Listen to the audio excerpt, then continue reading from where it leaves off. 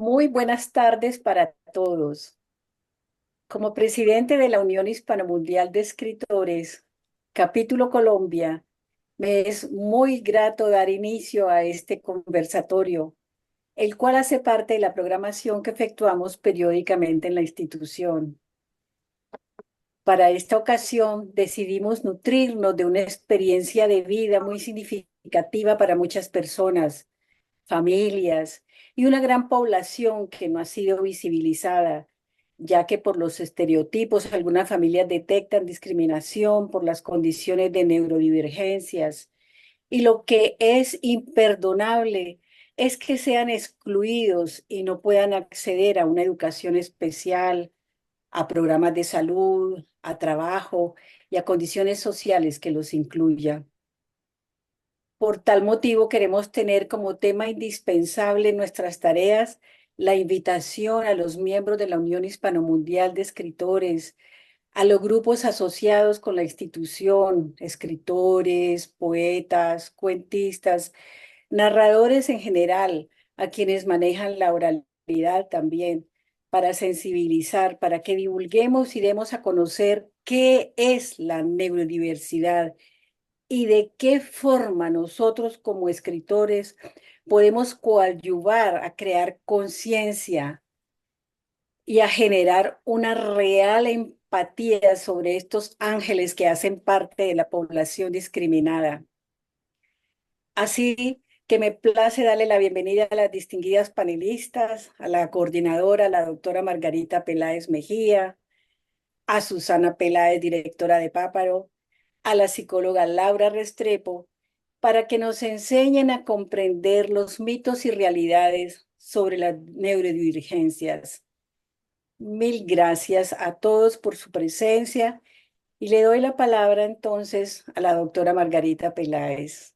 Muchas Bueno, gracias. agradecerte a ti, Dora Luz, por acogernos a la Unión Hispano-Mundial de Escritores, en cabeza tuya como presidenta colombiana, a este conversatorio para motivar, hacer conciencia sobre la población neurodivergente y sus formas diversas y enriquecedoras de ver, sentir y habitar el mundo. Lógicamente, la experiencia que nos irán a compartir Susana Peláez Mejía, directora ejecutiva de Paparo, y Laura Restrepo, psicóloga y escritora, perteneciente a Encuentros de Amistad. Es importante que para lograr esto tenemos de apoyo en la publicidad y el apoyo técnico a Federico, comunicador de Paparo. A quienes nos acompañan de manera virtual, les agradecemos su presencia y esperamos tenerlos en próximos conversatorios. La metodología que vamos a utilizar es la común de un conversatorio, preguntas y respuestas cortas. Y en sus intervalos nos llegan dos poemas de Joana Lopera, quien es madre de dos neurodivergentes y muy conocedora de la propuesta que estamos trayendo. Vamos entonces con la primera pregunta para nuestras invitadas. Laura y Susana, ¿nos pudieran compartir y presentar la institución que ustedes representan, los orígenes, la metodología, los objetivos y cuánto llevan funcionando? Empiezo por Laura. Bienvenida, Laura. Hola, ¿cómo están? Bienvenidos y bienvenidas y bienvenides. Estoy muy contenta de estar acá. O sea, me dedico a investigar, a actualizar, a hacer capacitaciones. Y Encuentros de Amistad es un proyecto que surge a partir, hace 5 años, y la idea surge de Natalia Arango, psicóloga, Beatriz Ochoa, pedagoga, y una mamá que trabajaba con ellas y que tenía un hijo autista que se preguntaba qué iba a pasar cuando su hijo creciera, cuando fuera adolescente, cuando fuera joven y todavía no tuviera espacios para socializar, para divertirse, para hacer amigos, para vincularse, y empieza a gestarse la idea de crear unos grupos que lo que buscan precisamente es fortalecer los vínculos, las habilidades sociales y adueñarse de la ciudad. ¿Por qué digo adueñarse de la ciudad? Porque las personas neurodivergentes también habitamos la ciudad somos ciudadanos y ciudadanas y en ese orden de ideas, Encuentros de Amistad está en la calle, es decir, no tenemos una sede física, sino que nos reunimos cada 15 días los sábados. Hay diferentes grupos en este momento, empezamos con 8 chicos, en este momento hay varios grupos y lo que hacemos es ir a diferentes partes de la ciudad de Medellín, usar el sistema de transporte, ir a museos, ir al cine, hacer vida social y hacer vida humana en diferentes espacios. Y ahí trabajamos especialmente con personas neurodivergentes autistas. Gracias, Laura. Ahora, Susana, cuéntanos entonces sobre Paparo, sus objetivos, el origen, cuéntanos su historia y cuánto tiempo llevan. Buenas tardes, mi nombre es Susana Peláez, soy la creadora de Paparo. Nosotros somos un método educativo que busca promover la creatividad y la innovación, potencializando la esencia del nuevo ser. Nos basamos en el respeto de la singularidad de cada uno de los niños y niñas. Hace 7 años abrimos las puertas de Paparo, donde empezamos a investigar diferentes alternativas de educación para los niños que no eran aceptados o las familias decidían que no iban a ingresar al sistema tradicional. Entonces nosotros, a raíz de una historia personal con mi hijo, Juan Salvador Olarte, cuando nos dimos cuenta que cuando empezó su época escolar y ingresó al sistema tradicional, en un periodo de 3 años fue rechazado por 5 colegios, en cada uno con un diagnóstico diferente, pero con una misma salida que era medical. Eso nos llevó a tomar una iniciativa de abrir las puertas de Paparo, porque nos dimos cuenta que iba a repetir la historia que yo tuve, que yo viví en la época escolar. Lamentablemente en ese momento no teníamos las herramientas y el conocimiento que hoy tenemos, entonces lamentablemente a mí no me pudieron diagnosticar a temprana edad. Con el proceso de mi hijo, entendiendo qué era lo que le pasaba, recibí un diagnóstico de TDAH, donde entendí muchas cosas que me pasaron en mi infancia y me di cuenta que no quería que mi hijo viviera ese proceso, donde se abrieron muchas heridas emocionales y en el proceso mío con mi hijo entendiendo qué era lo que le sucedía a él, pues llegamos a una solución donde nosotros entendemos la singularidad de cada uno de los niños y nos dimos cuenta que entendiendo y respetándola, dándole las herramientas necesarias, el niño podía tener un proceso de aprendizaje normal. Nosotros en Paparo, ¿qué hacemos? Primero, entendemos la singularidad de la familia y sus dinámicas familiares.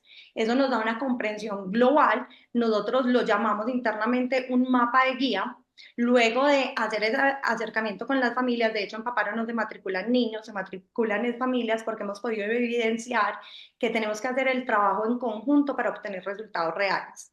Luego de hacer ese acercamiento, hacemos un análisis, un mapeo, se llama un mapeo neuronal por medio de un encefalograma.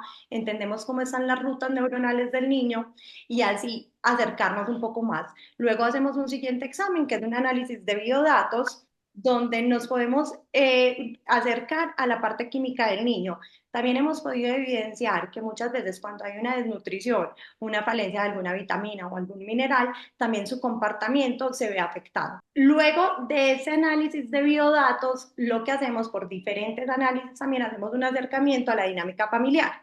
¿Por qué es muy importante? ¿Por qué lo repito? Porque también hemos podido evidenciar que ciertos patrones de comportamiento son aprendidos del entorno. Entonces, con pequeños cambios en la rutina y en los hábitos, también vemos una mejora en los niños. Entonces, Paparo, básicamente, nosotros entendemos la singularidad, desarrollamos un plan académico individualizado y también colectivo para entender las necesidades del individuo y del colectivo, donde cada momento se convierte en una oportunidad de aprendizaje.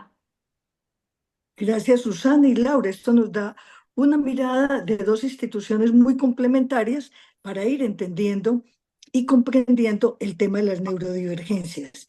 Quiero entonces una madre que tiene 2 adolescentes neurodivergentes, nos manda este poema, Cuenta con mis verdades. Somos mundos enteros en cuerpos distintos, con mentes diversas, que luchan por cumplir sueños propios. Tememos a las multitudes, huimos de las luces despiadadas, nos escondemos del ruido, vivimos a nuestra manera sin miedo a no encajar. Cuenta con mis verdades, pero no toques mi piel, ni esperes mis abrazos. Mi amor no empalaga ni exagera. Es cierto y escaso, pero potente y reparador. Bueno, después de este bello poema de una madre, seguimos con nuestra segunda pregunta. Aprendiendo a comprender, Laura. Tú como psicóloga y neurodivergente nos puedes describir algunas manifestaciones y comportamientos de las personas neurodivergentes, ilustrarnos sobre el tema. Claro que sí, lo Bien. primero es entender qué es la neurodivergencia, ¿sí? Y desde dónde estamos hablando. Hay algo que se llama la neurodiversidad y es entender que todos los cerebros están cableados de forma diferente.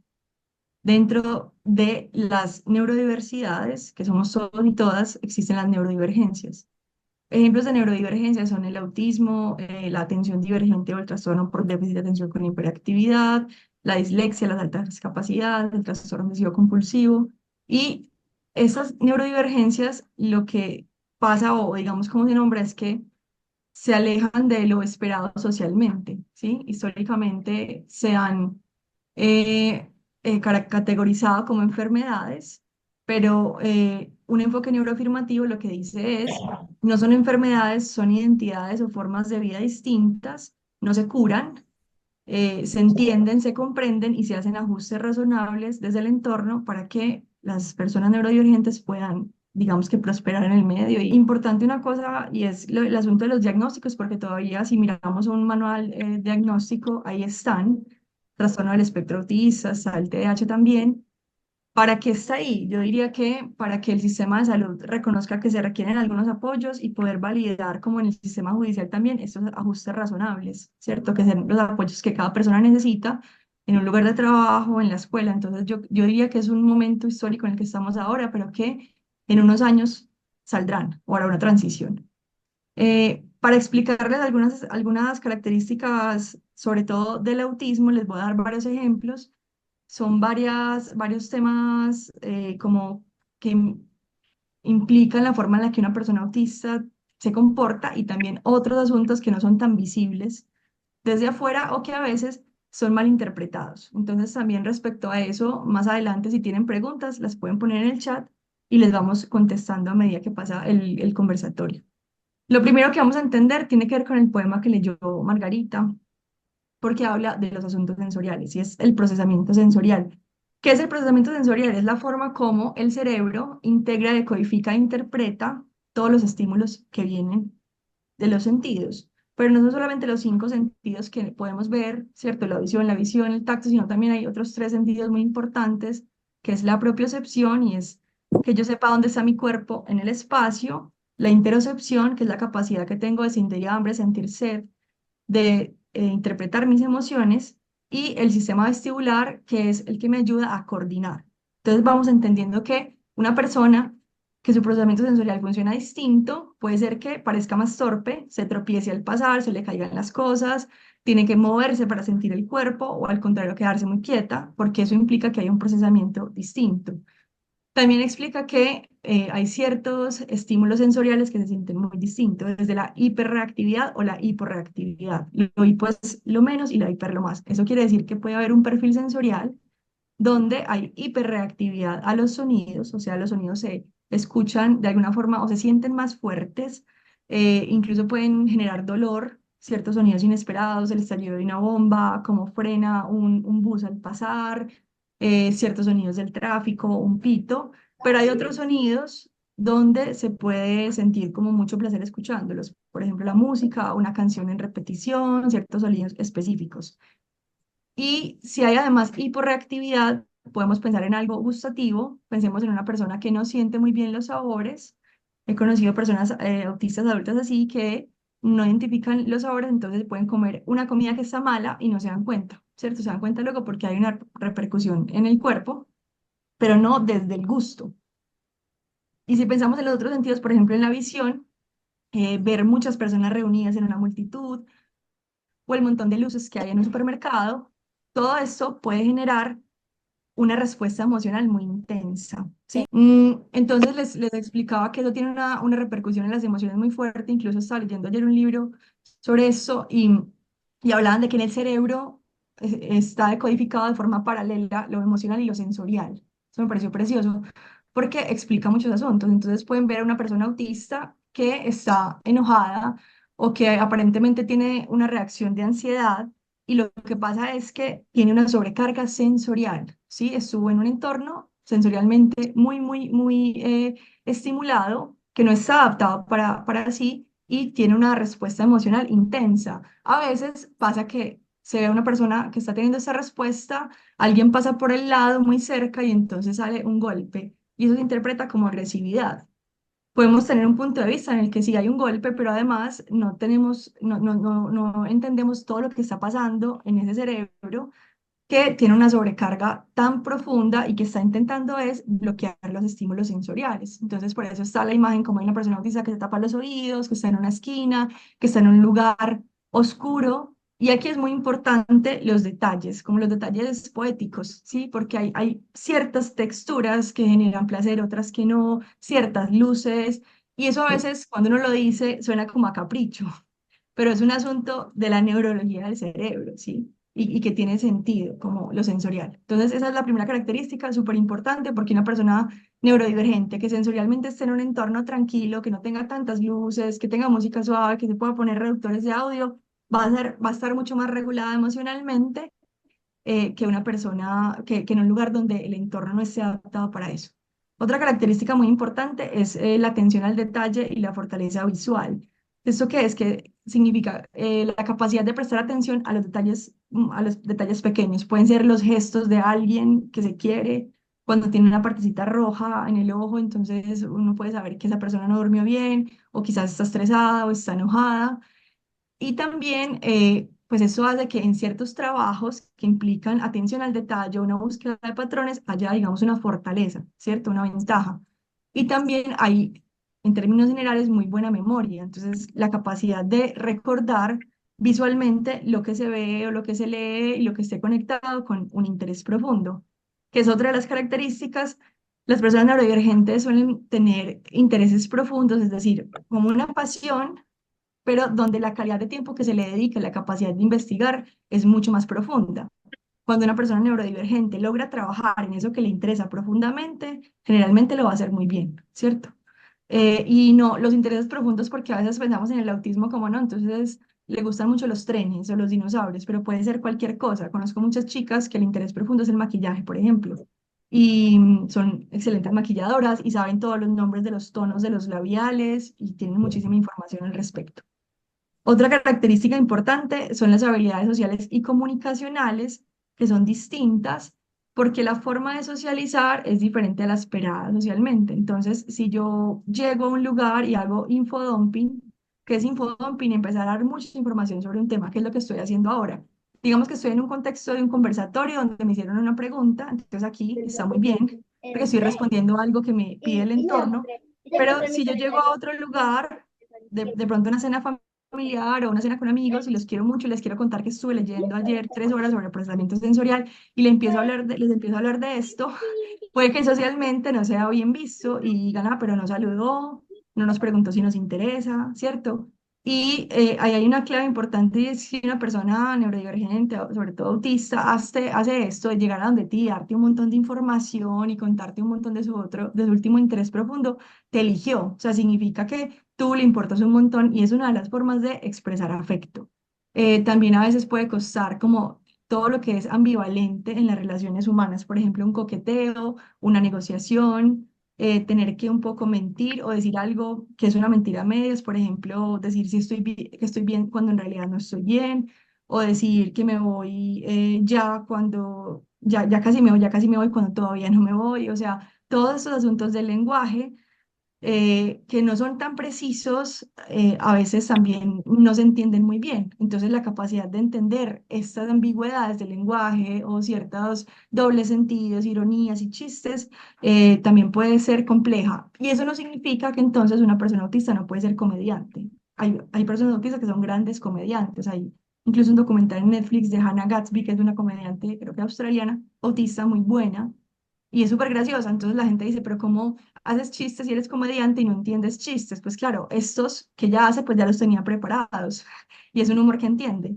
Los otros chistes son nuevos y es más difícil esa comprensión. Em, Aquí es importante pues entender como que las formas de expresar afecto son muy distintas, incluso de mostrar empatía, porque también se ha dicho el autismo que no hay empatía y resulta que sí hay, pero casi siempre se ofrecen son soluciones prácticas hacia esos problemas. Entonces alguien está llorando y te dice por qué está llorando y tú vas y intentas solucionar la razón por la que está llorando y la persona puede sentir que le estás invalidando las emociones porque no le estás dejando llorar. Pero lo que se está haciendo es llevando el proceso como una solución rápida y ejerciendo esa solución. O a veces cuando aparentemente no hay empatía es porque no hay una comprensión de lo que está pasando, ¿cierto? Por ejemplo, hay como una anécdota de un chico autista que estaba parado ahí frente a un familiar que estaba en el suelo y resulta que esa persona se había desmayado, pero él no había entendido que se había desmayado y decía, pero ¿por qué estás ahí en el piso? Y no entendía, pero no era que no le importara, no era que fuera frío.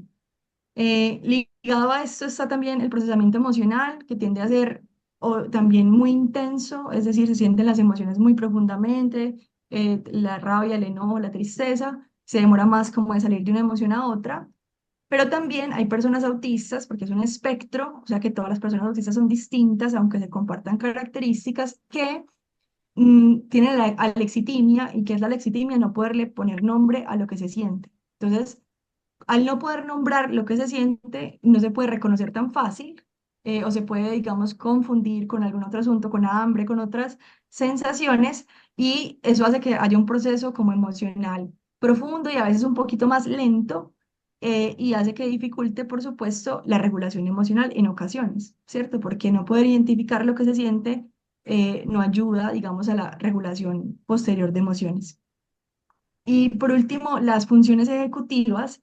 Las funciones ejecutivas las tenemos todos los seres humanos y son la capacidad que tenemos de planear, de flexibilizarnos cognitivamente, de recordar algo que nos dijeron en un momento dado para la cotidianidad, de no decir todo lo que pensamos o no actuar siempre impulsivamente, sino saber parar y de tener alternativas de solución de problemas.